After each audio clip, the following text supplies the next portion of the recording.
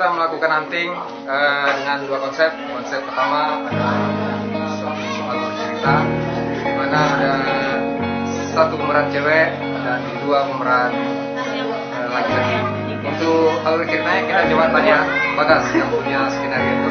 Bagas, gimana cerita skenario hunting kali ini? Jadi untuk hunting yang pertama kita kasih story movie dengan judul Love Affair, di mana ada pasang suami istri tapi memiliki selingkuhan.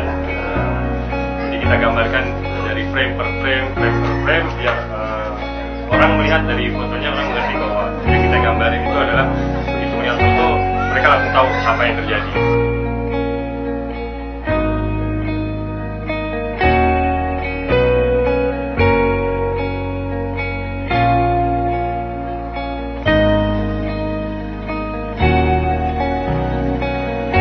Tadi ya, posisinya kayak tadi. Dalam spot ini kira-kira gambaran yang ditampilkan apa nih? Di sini kita ngegambarin bahwa setelah sang suami berhasil mereka bunuh, di sini saya menggambarkan bahwa kepuasan mereka berdua tanpa sangat selingkuh ini dengan refleksi selingkuhannya di belakangnya si perempuan ini.